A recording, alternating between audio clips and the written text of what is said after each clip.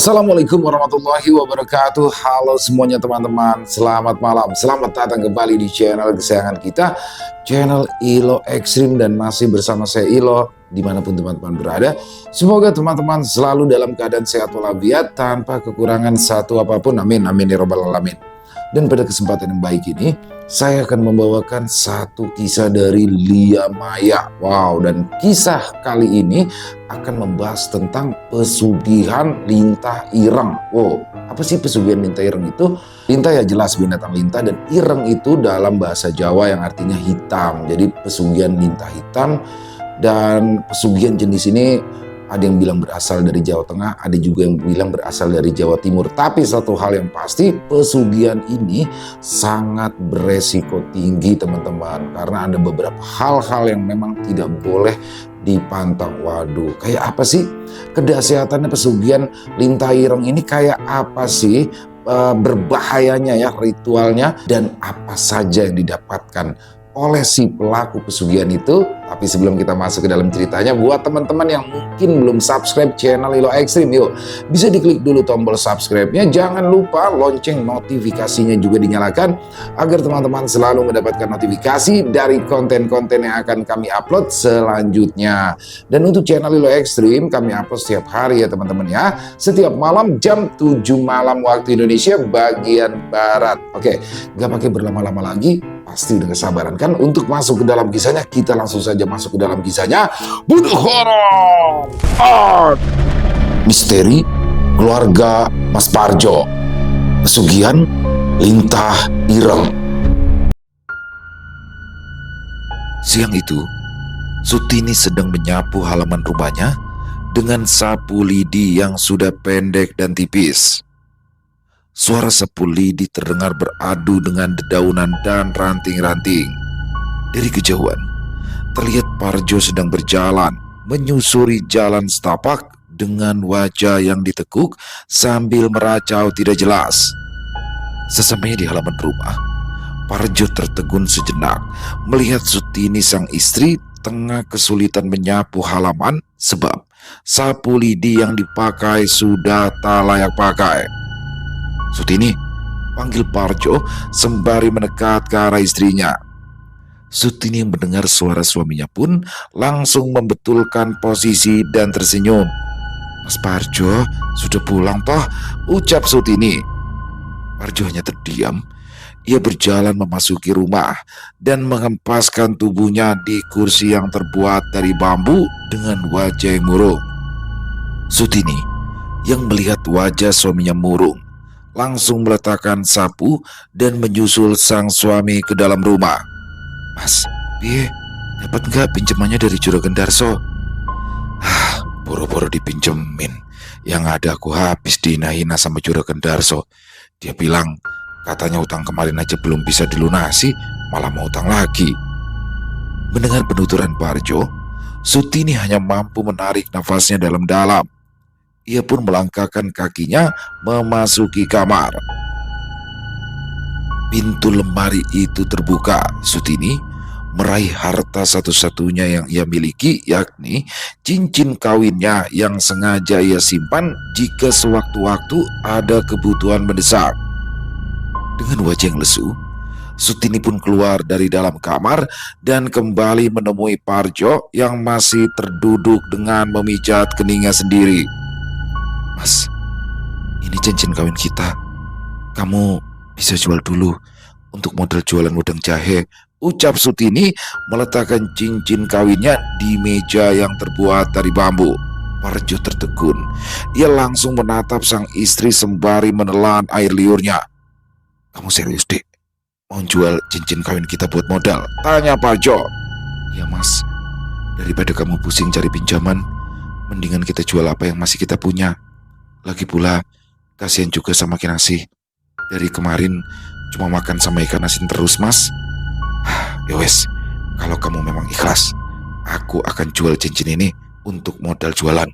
Semoga saja setelah aku jualan, kehidupan kita jauh lebih baik," ucap Parjo bersemangat. "Amin."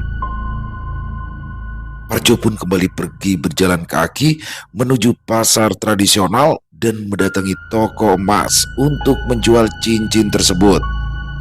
Setelah cincin tersebut sudah ditukar dengan uang, Parjo langsung pulang ke rumah dan membetulkan gerobak panggulnya untuk ia jualan. "Kamu mau jualannya kapan, Mas?" tanya Sutini yang tiba-tiba saja berada di ambang pintu sembari membawa secangkir teh hangat. "Besok, lebih cepat kan lebih baik. Kalau ditunda kelamaan, nanti malah dipakai buat kebutuhan uangnya. Besok kamu ke pasar ya, Dek, belanja bahan-bahan." "Nggih, Mas." Hari berlalu. Pagi-pagi, Kinasi sudah berangkat sekolah dengan berjalan kaki karena jarak sekolahnya tidak terlalu jauh dari rumah. Sementara Sutini tengah bersiap untuk ke pasar membeli bahan yang dibutuhkan. Sesampainya di pasar, Sutini langsung membelanjakan uangnya. Dan setelah semua bahan sudah dibeli, ia bergegas pulang dengan berjalan kaki karena saat itu yang memiliki kendaraan hanya orang-orang tertentu saja, bahkan sepeda pun Sutini tak punya. "Semoga saja jualan Mas Parjo nanti laris manis," gumam Sutini optimis. Sesampainya di rumah, ia membangunkan Parjo yang masih terlelap untuk sarapan.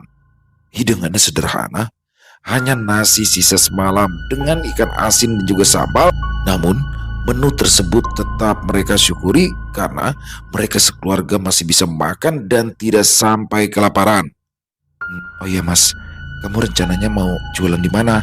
tanya Sutini yang menemani Parjo sarapan. "Ya, keliling dusun dulu paling, Dek. Kalau belum habis ya nanti aku coba ke dusun sebelah. Musim dingin seperti ini pasti mereka butuh yang hangat-hangat. Semoga saja ya hari pertama jualan membuahkan hasil." "Amin. Semoga ya, Mas. Jangan lupa berdoa sebelum mulai jualan." "Iya, Dek." Waktu berlalu begitu saja dan kini sudah menunjukkan pukul 4 sore. Parjo pun hendak mulai berkeliling untuk berjualan. "Dek, aku jalan dulu ya." "Ya, Mas. Hati-hati ya." Bapak pulang bawa uang yang banyak ya. Kinasi pengen makan ayam goreng," celetuk Kinasi dengan polosnya. Parjo hanya tersenyum sambil menganggukkan kepalanya. Dia langsung mengangkat gerobak panggulnya dan mulai berkeliling. Dengan suara yang lantang, Parjo mulai berkeliling di dusunnya. Jahe susu," teriak Parjo bersemangat. "Mas Parjo," teriak Mina dari ambang pintu. Dengan sigap, Parjo mendekat dan menawarkan dagangannya. "Jualan apa, Mas Parjo?" "Ini Mbak Mina, jahe susu." Boleh deh, Mas, 2 ya, buat suami saya. Soal dari kemarin dia lagi gak enak badan," ucap Mina. Dengan cepat, Parjo langsung meracik dan membungkus pesanan milik Mina. "Ini Mbak Mina." "Oh ya, berapa Mas Parjo?" tanya Mina. "2 bungkus 5.000 aja." Mina pun membayar dengan uang pas. Parjo yang baru dapat pembeli pun tersenyum sumringah sembari mengibas-ngibaskan uangnya ke gerobak. Laris manis," ucap Parjo. Ia kembali menyusuri jalanan setapak sambil berteriak dan menawarkan jualannya. Pukul 8 malam, Sutini sedang makan bersama dengan anak semata wayangnya, yakni Kinasi, dengan penerangan yang minim karena hanya menggunakan lampu bolam kuning. "Bapak belum pulang ya, Bu?" "Bapak kan jualannya sore, Dok. Ya paling pulangnya malam." Kira-kira jualannya Bapak laku nggak, Bu?" "Kamu doakan saja, Dok, supaya Bapak jualannya laku dan habis." "Ya, Bu, kalau jualannya habis dan laris, pasti Bapak pulang bawa banyak uang ya, Bu. Nanti kita makannya nggak pakai ikan asin sama daun singkong terus deh," celetuk Kinasi dengan polosnya. Mendengar ucapan Kinasi, Sutini hanya mengelus dada. Ia merasa gagal menjadi seorang ibu yang hanya mampu memberikan menu makanan seadanya untuk anak semata wayangnya itu. Bahkan, jika bisa makan enak pun itu kalau Sutini membantu tetangga hajatan. "Nasinya dihabiskan ya, Dok. Habis ini masuk kamar, lalu belajar, biar jadi anak yang pinter ya," ucap Sutini yang dibalas anggukan oleh Kinasi.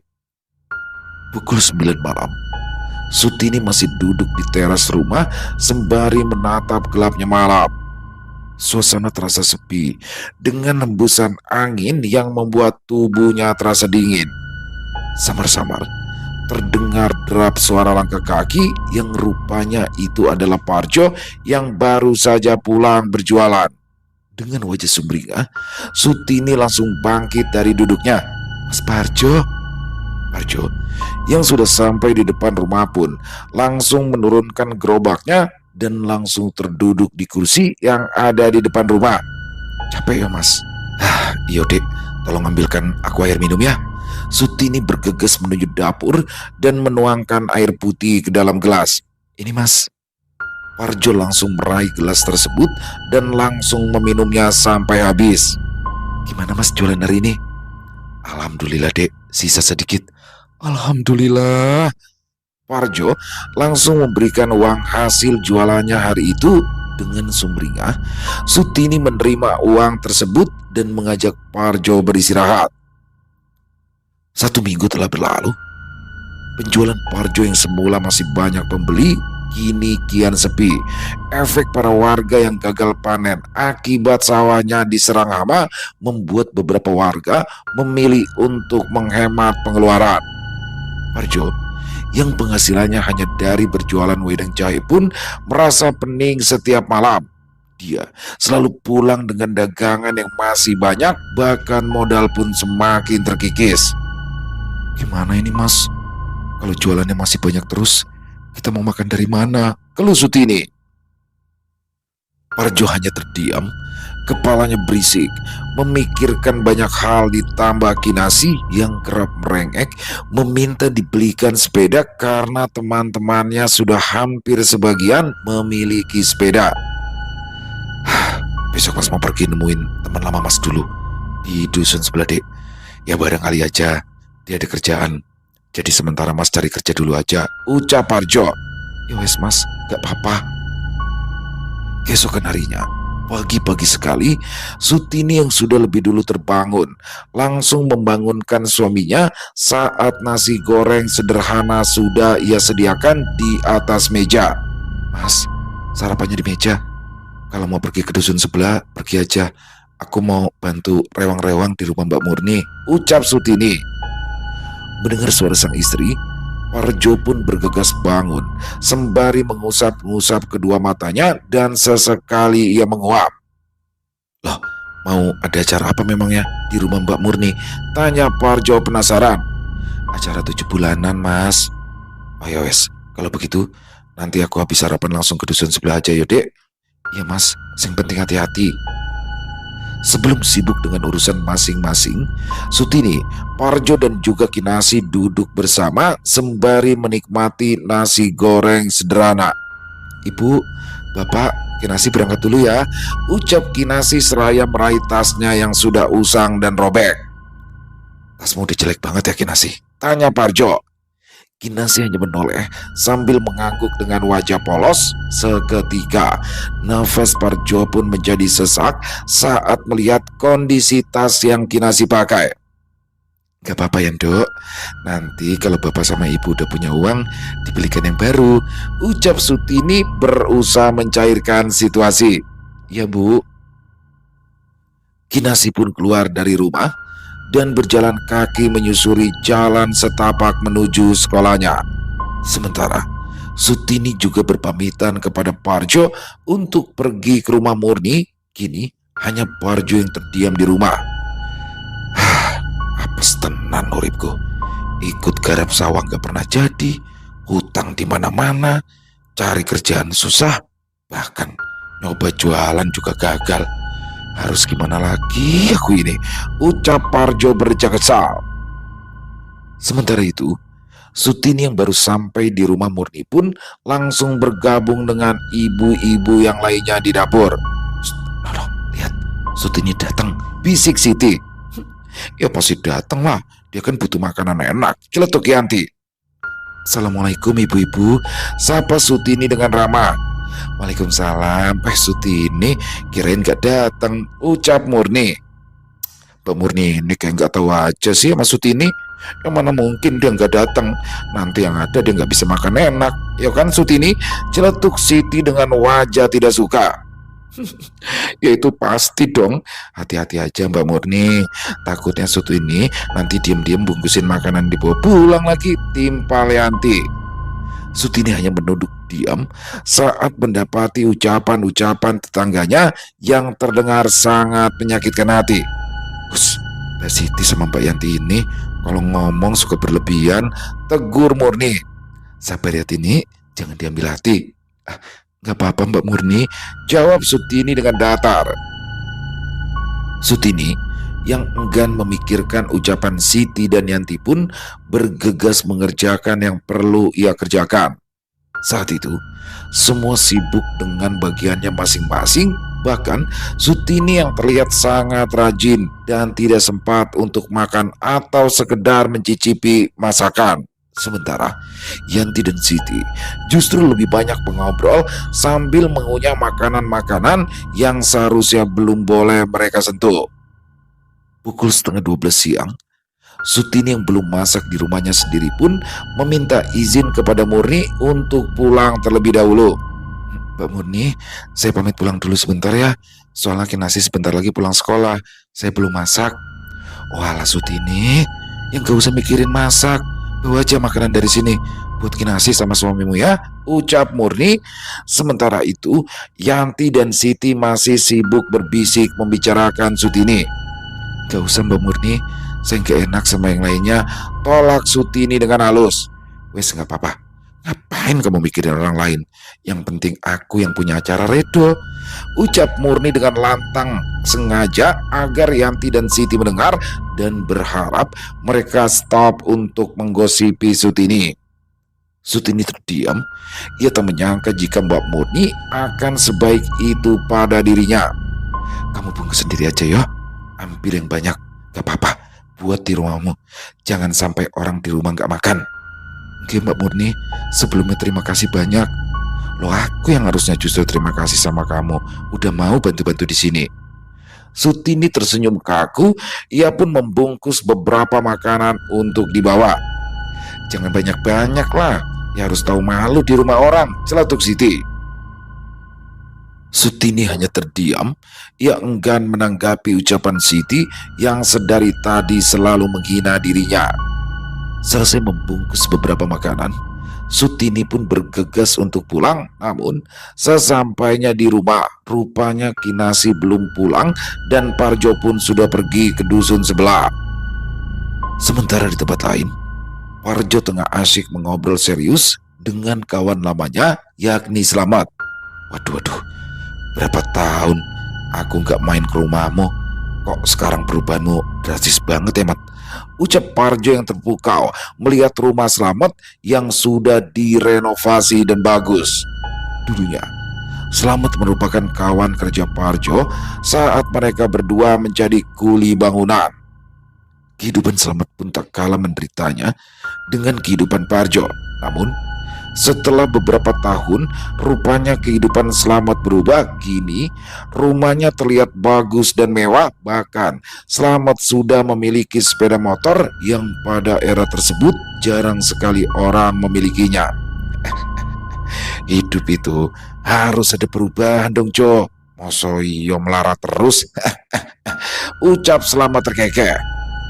Mendengar ucapan Slamet menjadi pecutan untuk Parjo yang memang sampai detik ini masih dilanda kemiskinan.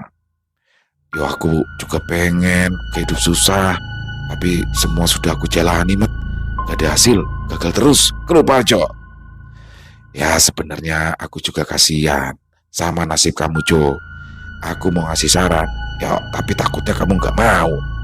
Saran apa toh Mat? Pesugihan, bisik Slamet. Astagfirullah, ucap Parjo spontan. Memangnya gak ada jalan lain selain itu Mat? Tanya Parjo. Aku ini pesugihan Jo, tapi sejauh ini pesugihan yang aku jalani itu gak makan tumbal, bisik Slamet. Parjo tertegun. Ia terdiam mencerna ucapan Slamet. Imannya mulai goyah dan penasaran dengan pesugihan yang Slamet jalani itu. Kamu itu kok berani banget sih Mat? Ya kalau nggak berani ya nggak mungkin dong aku sampai kayak begini. Aku itu juga capek sama kehidupanku yang lama. Lah kamu sendiri, apa ya kamu nggak pengen kaya? Ya, aku sih mau banget kaya, tapi mbok yo jangan pakai pesugihan tomat. Ya, terserah kamu aja Jojo. Kalau kamu nanti berubah pikiran, kamu bisa temuin aku. Nanti aku bakalan antar kamu ketemu sama dukun yang bisa ngebantu urusan ini. Parjo terdiam. Ia masih mempertimbangkan tawaran selamat. Saat itu, jam sudah menunjukkan pukul 4 sore. Parjo yang tidak mau kemalaman di jalan pun berpamitan pulang. Namun, sebelum Parjo pulang, Selamat memberikan sejumlah uang untuk pegangan Parjo. Dengan sumringah, Parjo pun menerima uang tersebut dan berlalu pulang. Di sisi lain, Sutini yang sudah pulang dari rumah Murni pun terduduk santai meluruskan kakinya yang terasa pegal-pegal. Assalamualaikum, ucap Parjo yang sudah berada di ambang pintu. Waalaikumsalam. Adik, kamu udah selesai bantu-bantu ya? Tanya Parjo yang langsung masuk dan duduk di hadapan Sutini. Sudah mas, ini aku lagi ngelurusin kaki. Pegel banget. Capek ya dek? Ya capeknya sih gak begitu mas. Cuma ya aku sedih kalau dengerin omongan Mbak Yanti sama Mbak Siti. Ucap Sutini tertunduk lesu. Loh, memangnya mereka ngomong apa tadi? Mereka bilang kalau aku mau bantu-bantu di rumah Mbak Murni itu karena aku butuh makanan. Padahal aku bantu Mbak Murni itu ikhlas loh mas. Hah, segitunya banget mereka ngomongin kita ya dek. Ujar Parjo tak habis pikir. Gak tahu mas, apa mungkin karena kita yang masih sering kekurangan makanan ya mas. Makanya sebagian orang itu memandang kita dengan sebelah mata. Mendengar aduan sang istri membuat hati Parjo bergetar. Rupanya selama ini Sutini banyak mendapat tekanan dan olokan dari para tetangga. Parjo pun akhirnya kembali mengingat tawaran dari Slamet dan mulai mempertimbangkan tawaran tersebut. Oh ya dek, ini teman mas ada bantu buat belanja kebutuhan. Dan mas sendiri ada kerjaan tapi pulangnya seminggu sekali. Ucap Parjo yang berbohong soal pekerjaan. Alhamdulillah mas, serius dapat kerja? Tanya Sutini dengan sumringah. Parjo hanya mengangguk pelan dan tersenyum. Ia pun langsung memberikan beberapa lembar uang yang sebelumnya ia dapat dari Slamet. Nah, ini deh uangnya. Besok pagi-pagi kamu belanja ke pasar ya. Beli bahan dapur dan kamu stok selama seminggu. Tita Parjo. Iya mas. Dengan sumringah, Sutini menerima uang tersebut dan menyimpannya. Seketika pegal-pegal di kaki Sutini pun terasa hilang. Selesai menyimpan uang tersebut, Sutini pun mengajak Parjo untuk makan dengan beberapa lauk yang ia bawa dari rumah Mani. Siang berganti malam. Entah mengapa, malam itu Parjo merasa gusar. Hatinya dilanda kegelisahan mengingat tawaran Slamet yang terus terngiang-ngiang. Namun saat ia melihat wajah Sutini yang tertidur pulas dengan keadaan sayu pun hatinya kembali teriris. Manakala dia mengingat aduan yang Sutini lontarkan tadi sore. Aku harus nekat. Kalau gak begini kasihan anak sama istriku. Selalu dihina-hina sama orang lain. Gumam Parjo di dalam hatinya. Pagi-pagi sekali, tepat di hari Minggu, Sutini pun mengajak Kinasi untuk ke pasar dan membeli stok bahan makanan. Bapak dapat uang ya bu? Makanya kita bisa ke pasar. Tanya Kinasi sembari melangkahkan kakinya di jalan setapak yang penuh bebatuan. Iya dok, alhamdulillah bapak kamu ada rezeki. Kinasi doakan bapak terus ya, supaya bapak bisa selalu dapat rezeki. Ujar Sutini yang dibalas anggukan oleh Kinasi. Beberapa puluh menit mereka berjalan. Akhirnya tibalah mereka di depan pasar tradisional. Sutini bergegas membeli semua bahan makanan. Selesai berbelanja, Sutini dibantu oleh Kinasi membawa barang belanjaannya. Kamu pengen apa dok? Mumpung masih di pasar. Aku gak pengen apa-apa bu. Uangnya ibu simpan aja buat beli yang lainnya. Mendengar jawaban Kinasi yang dewasa membuat hati Sutini terenyuh sekaligus bangga. Ya Allah, beruntung banget ibu punya anak yang baik seperti Kinasi. Kinasi tersenyum dan tersipu malu mendengar pujian dari ibunya. Selesai berbelanja, mereka pun akhirnya pulang. Sesampainya di rumah, rupanya Parjo tengah membereskan beberapa pakaian untuk dibawa. Sutini yang melihat hal tersebut pun langsung meletakkan belanjanya di meja dan menghampiri Parjo. "Loh mas, memangnya kamu mau berangkat hari ini juga?" tanya Sutini dengan wajah bingung. "Ya dek, nanti mas pulang minggu depan. Kamu sama Kinasi hati-hati di rumah yo." "Bapak mau kemana?" tanya Kinasi dengan polos di ambang pintu. "Bapak mau kerja dok," jawab Parjo. "Emangnya bapak udah gak jualan?"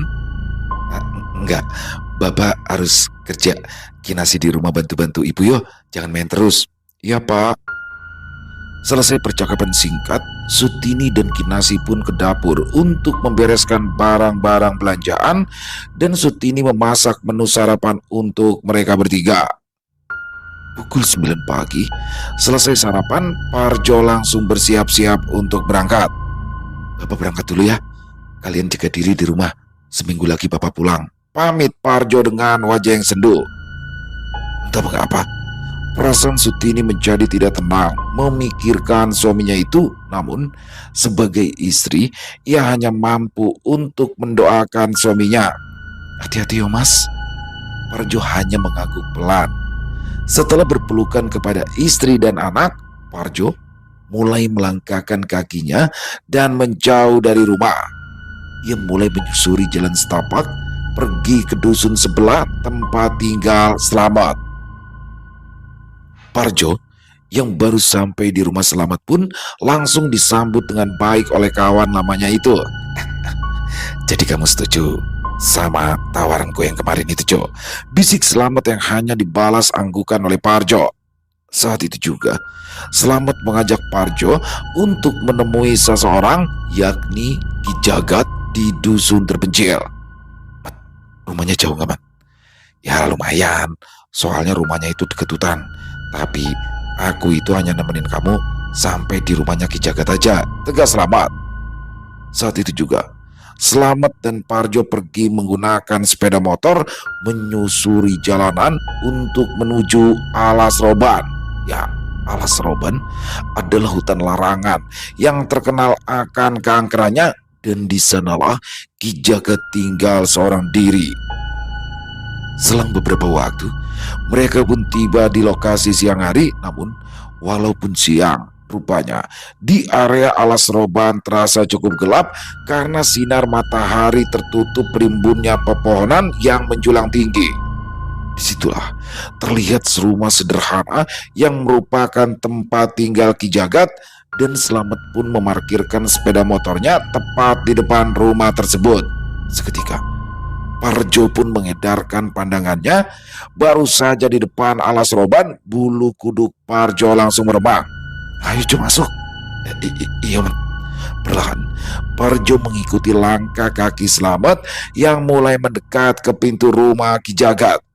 "Tok tok tok." Ki Jagat, ini saya Ki, Slamet." Tanpa jawaban, Ki Jagat pun membuka pintu dan mempersilahkan Slamet dan juga Parjo untuk masuk ke dalam rumahnya. "Kenapa?" tanya Ki Jagat.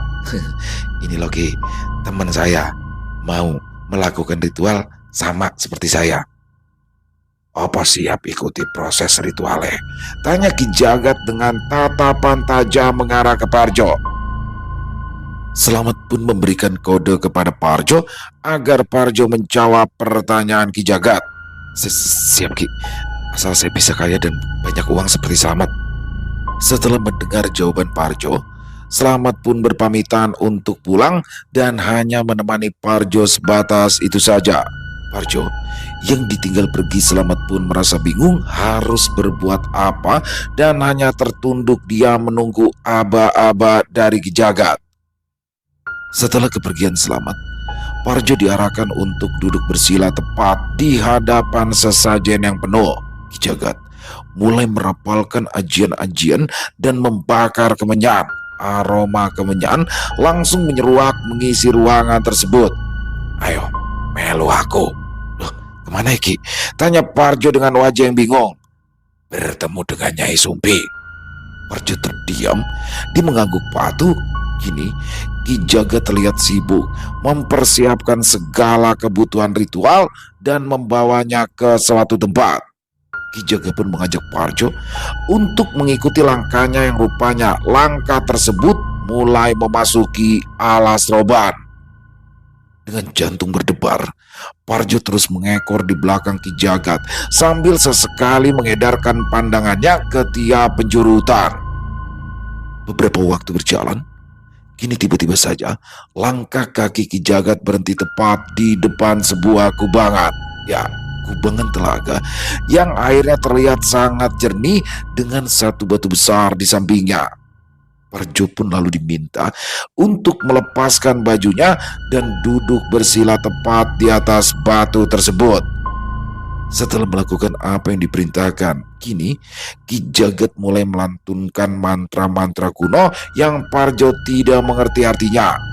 Ki Jagat juga membakar kemenyan di samping batu tersebut dengan sesajen yang ia bawa sebelumnya.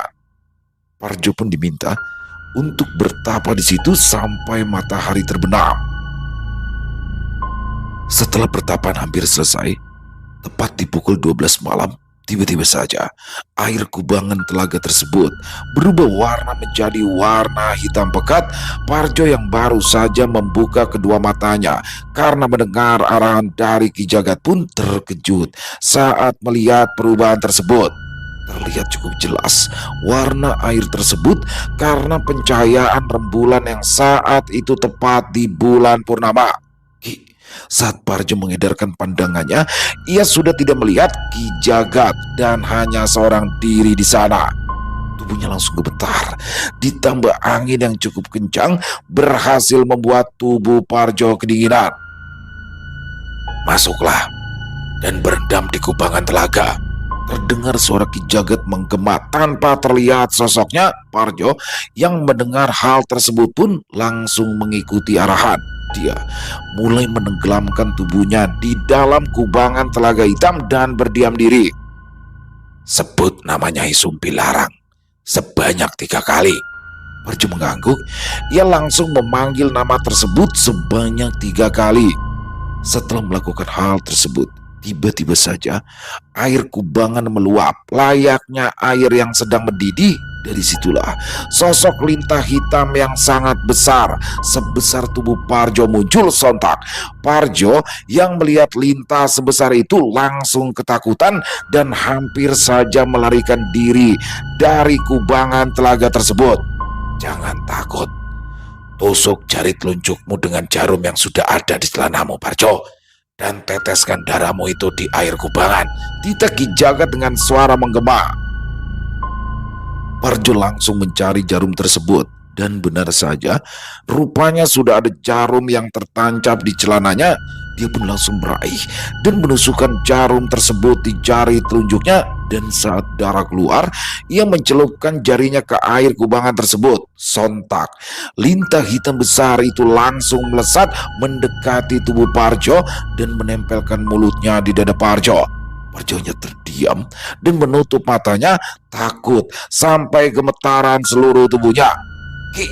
teriak Parjo saat ia merasakan sakit yang luar biasa di bagian dada. Rupanya lintah tersebut menghisap darah Parjo. Namun Parjo hanya pasrah dan terdiam menahan sakit dan linu yang luar biasa di bagian dadanya. Sekilas dia mengingat bayangan wajah anak istrinya yang berharap penuh oleh dirinya. Hal tersebutlah yang membuat Parjo bertahan. Malam berlalu. Parjo yang baru saja membuka kedua matanya mengedarkan pandangannya. Dia rupanya kini sudah berada di dalam rumah Ki Jagat dengan kondisi tubuh yang masih bertelanjang dada dan terlihat jelas luka di bagian dadanya. Ki Jagat," ucap Parjo memanggil. Ki Jagat muncul di ambang pintu kamar dan meminta Parjo untuk bersila di hadapannya. Ki Jagat kembali membakar kemenyan dan merapalkan mantra. "Ini, jiwamu sudah terikat dengan Nyai Sumpilarang. Setiap malam Jumat Kliwon, kamu harus datang ke kubangan untuk memberikan Nyai makan." Maksud Ki Jagat seperti semalam. Ki Jagat mengangguk pelan. Ki Jagat menjelaskan bahwa jika Parjo merasa berat, ia bisa saja memberikan darah dari anak atau istrinya. Namun Parjo langsung menolak dan bertekad hanya dirinya sajalah yang memberikan darah untuk Nyai Sumbisap. Pulanglah.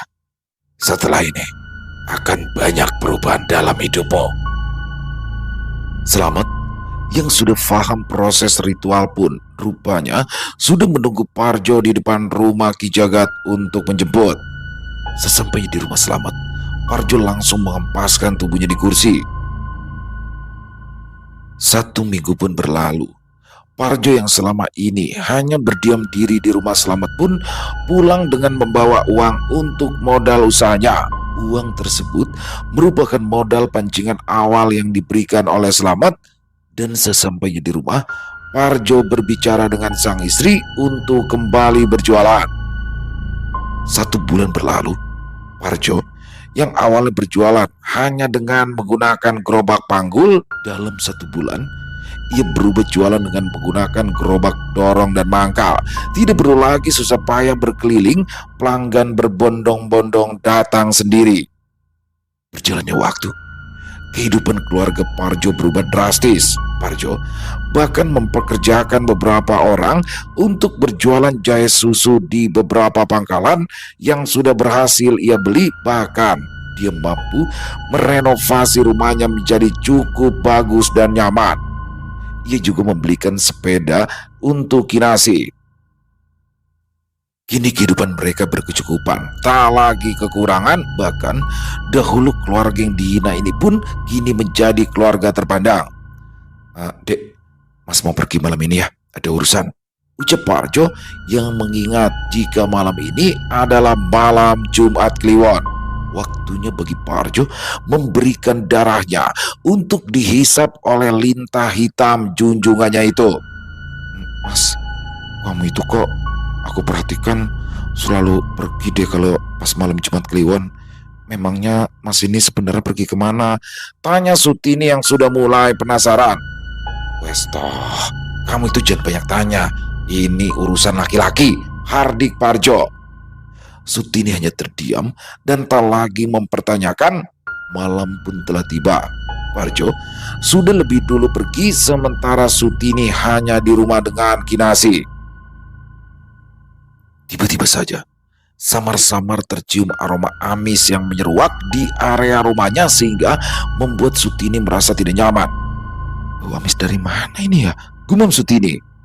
Saat Sutini mencari sumber aroma tersebut, rupanya aroma terpancar dari belakang rumah Sutini. Ia pun buru-buru menyalakan lampu belakang dan mencoba membuka pintu bagian belakang. Saat pintu dibuka, alangkah terkejutnya Sutini kala ia melihat banyak sekali lintah sedang merambat-rambat di dinding rumahnya.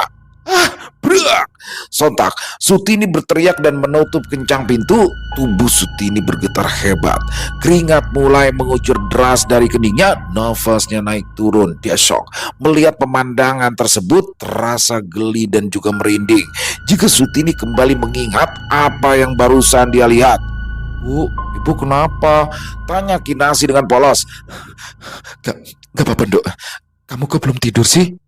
Tadi aku udah tidur, tapi aku dengar ibu teriak, makanya aku bangun. Ya wes, ibu gak apa-apa dok. Ayo masuk kamar lagi, tidur, besok kan sekolah. Iya bu. Setelah berhasil mengatur ritme nafasnya, Sutini pun mencari garam di dapur untuk disiramkan ke lintah-lintah tersebut. Kata orang-orang kan lintah itu takut sama garam. Kayaknya perlu aku coba deh, gumam Sutini. Setelah berhasil menemukan garam, buru-buru Sutini kembali membuka pintu belakang dan masih terlihat jelas banyak sekali lintah yang merambat di dinding rumahnya. Dia langsung menaburkan garam tersebut pada lintah-lintah itu. Tiba-tiba saja Parjo merasakan sakit luar biasa saat darahnya dihisap oleh lintah hitam besar di kubangan telaga. Kali ini rasa sakitnya berbeda, bahkan hampir saja membuat Parjo tak bisa bernafas. Tubuhnya gemetar menahan sakit, wajahnya pucat. Namun saat proses ritual berlangsung, tiba-tiba saja Nyai Sumbi berubah wujud layaknya manusia.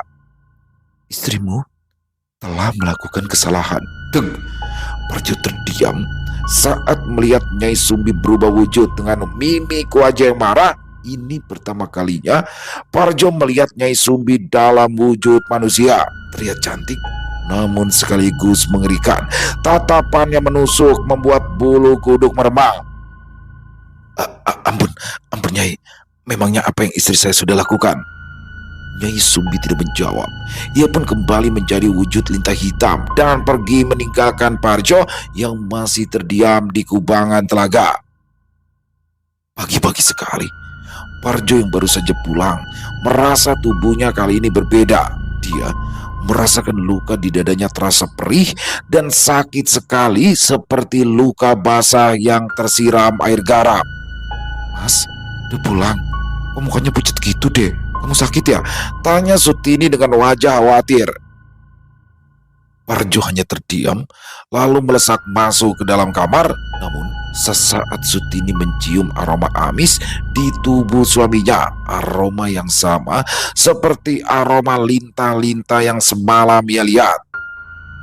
Setelah kejadian tersebut, berminggu-minggu Parjo jatuh sakit. Tubuhnya semakin kurus dan wajahnya pucat, sedangkan penjualan pun tak bagaimana, langsung menurun drastis. Banyak pembeli yang komplain dengan wedang jahe yang berbau amis. Bahkan pangkalan utama pun mendapat musibah kebakaran hingga membakar habis gerobak jualan beserta uang hasil penjualan saat itu. Ujian menyerang keluarga Parjo bertubi-tubi, sampai akhirnya tak ada usaha yang tersisa, semuanya tutup dan Parjo resmi bangkrut. Sementara itu Parjo, dia masih jatuh sakit, bahkan hanya bisa terbaring lemas di atas ranjang. Pagi itu, Sutini pergi ke pasar untuk membeli bahan-bahan herbal karena ia hendak membuat obat ramuan untuk luka di dada Parjo. Saat di pasar, Sutini bertemu dengan Yanti dan juga Siti. Ada Sutini, belanja apa nih? Tanya Yanti. Anu mbak, belanja bahan-bahan dapur, ucap Sutini berbohong. Dengar-dengar sekarang usahanya udah tutup semua nih. Tanya Siti. Sutini hanya mengangguk pelan. Aku bingung deh sama kehidupan keluargamu. Waktu itu kalian kaya mendadak dan sekarang jatuh miskin lagi. Apa jangan-jangan kalian ini sudah melakukan pesugihan? Hardik Yanti yang dibalas anggukan oleh Siti. Sutini hanya terdiam. Ia enggan menjawab ucapan Yanti dan juga Siti. Ia berlalu pergi dan memilih pulang. Namun sesampainya di rumah, Sutini kembali mengingat ucapan Yanti. Aku harus bertanya sama Mas Parjo. Baru sampai di ambang pintu kamar, betapa terkejutnya Sutini saat ia melihat ada beberapa lintah hitam menempel di tubuh suaminya sedang menghisap darah Parjo. Parjo hanya bisa terdiam dan meringis kesakitan. Ya Allah, dengan tergesa Sutini mencari garam di dapurnya dan menaburkan semua garam yang ada ke lintah-lintah tersebut. Namun sesaat tiba-tiba saja lintah-lintah tersebut hilang dengan sendirinya dan tubuh Parjo gemetar hebat, menahan perinya luka-luka yang menganga tersiram oleh garam. Buru-buru Sutini langsung membersihkan sisa-sisa garam tersebut. Ya Allah mas, maafin aku ya, aku ceroboh, ujar Sutini dengan tangan yang sibuk membersihkan sisa garam di tubuh Parjo. Saat dicermati, luka di bagian dada Parjo terlihat sama dengan luka gigitan lintah barusan, namun yang di bagian dada cukup besar. Mas, sebenarnya ada apa ini mas? Kenapa di rumah kita ini banyak lintah dan kenapa kamu dikerumuni lintah? Parjo terdiam dan tiba-tiba saja ia terisak menangis di hadapan Sutini. Dek, maafkan aku dek. Aku jalan-jalan dek. Aku telah menggunakan jalan pintas supaya kita cepat kaya dek, ucap Parjo terbata-bata sembari menahan sakit di semua luka. Maksudnya apa mas? Mas sudah melakukan ritual pesugihan lintah ireng dek. Betapa syoknya Sutini saat ia mendengar kejujuran dari suaminya. Rupanya, apa yang dikatakan Yanti benar adanya, bahwa suaminya telah melakukan ritual pesugihan. Ya Allah mas, jadi karena itu kita tiba-tiba hidup berkecukupan. Ya dek, ampuni mas dek, mas menyesal. Mas itu cuma tidak tega melihat kamu dan Kinasi hidup melarat terus-terusan. Ya Allah mas, aku lebih memilih rela hidup susah daripada harus seperti ini mas. Maafkan mas dek. Sutini terdiam. Ia menangis, menyesali segalanya yang sudah terjadi. Namun nasi sudah menjadi bubur. Sutini sudah tak bisa lagi berbuat banyak hal dan memilih fokus untuk pengobatan suaminya saja. Sementara itu, berjalannya waktu, semakin hari kondisi Parjo semakin memprihatinkan. Bahkan setiap malam Parjo berteriak kesakitan. Ia tersiksa di sepanjang waktu dengan luka di dada yang semakin parah. Bahkan sebagian daging di area luka pun mengeluarkan bau amis dan busuk. Malam itu, tepat di pukul 12, Sutini yang tertidur di kamar Kinasi pun terbangun saat mendengar teriakan Parjo yang melengking. Mas Parjo! Sutini bergegas berlari menuju kamar. Terlihat jelas Parjo dengan wajah yang mengerang kesakitan. Tubuhnya bergetar hebat, bola matanya membelalak, kedua tangannya mencengkram erat ke kain spray. Ya Allah mas, kamu kenapa? Teriak Sutini. Parjo masih mengerang kesakitan, membuat Sutini kalang kabut dan bingung. Ia mencoba hendak meminta pertolongan, namun baru sampai di ambang pintu, tiba-tiba suara Parjo terdiam dan hening. Sutini yang masih dilanda kebingungan dan penasaran langsung kembali ke kamar, dan rupanya Parjo sudah menghembuskan nafas terakhirnya dengan kondisi mengenaskan. Matanya membelalak, mulutnya menganga, dan luka di dada yang membusuk. Sutini menangis, meraung, menangisi jasad suaminya itu. Dia tak menyangka suaminya bisa meninggal dalam keadaan seperti itu. Pagi harinya, para tetangga pun berbondong-bondong membantu mengurus pemakaman Parjo. Namun, hampir sebagian tetangga tak kuat dengan aroma jasad Parjo yang berbau sangat amis dan anyir, membuat mereka mencium aroma tersebut merasa mual dan muntah. Bahkan saat hendak dikubur pun banyak sekali lintah hitam yang berdatangan dan mengerumuni jasad Parjo. Warga yang merasa tidak punya pilihan lain pun terpaksa menguburkan jasad Parjo bersama dengan lintah-lintah tersebut. Kini Sutini pun hanya hidup berdua dengan Kinasi, kembali hidup sederhana dan mencoba mengambil hikmah atas apa yang sudah mereka alami. Selesai. Wow, luar biasa kisah dari Lia Maya. Aduh, Mas Parjo, Mas Parjo. Begini nih akhirnya, kalau akhirnya imannya lemah, usaha baru sekali dua kali gagal, langsung malas usaha, tergoda sama temennya yang udah sukses lewat jalur lain, akhirnya gitu. Melihat anaknya pakai tas sobek-sobek, padahal anaknya ya Kinasi ya, dia nggak minta macem-macem loh, dia nggak minta beli tas, nggak ini, nggak. Tapi memang sih saya akui seorang ayah ya, seorang bapak akan merasa terenyuh apabila melihat buah hatinya kesulitan atau tidak mendapatkan apa yang diinginkan memang. Tapi disitulah sesungguhnya ujian itu ya teman-teman ya. Mas Parjo akhirnya tergoda sehingga mengikuti Mas Slamet mendatangi Ki Jagat, dan disitulah terjadi ritual. Ngeri banget ritualnya kalau menurut saya. Dia di situ bersemedi di tengah danau ya, atau sendang. Dia di atas batu, terus disuruh berendam. Didatengin lintah itu, siluman lintah ireng itu atau lintah hitam. Itu kan udah sesuatu yang perlu keberanian atau nyali besar tuh. Jadi sebenarnya lebih baik usaha aja daripada harus, itu kan taruhnya nyawa juga. Kalau danau itu atau sendang itu kalau nggak aman gimana? Ada binatang-binatang liar kan gitu ya. Dan di sini salah satu kesalahan Mas Parjo juga, dia nggak jujur sama istrinya, dia nggak ngomong sama istrinya. Padahal untuk hal-hal seperti ini harusnya ngomong. Walaupun itu salah ya, maksudnya ngomong. Kan istri juga bisa memberikan pendapat. Nah di sini ya udah, karena istri nggak ngerti apa-apa, begitu dia melihat di tembok kamar, di tembok dindingnya banyak sekali lintah dan berbau amis, dilemparin garam. Ya udah selesai. Selesai udah, Mas Parjonya.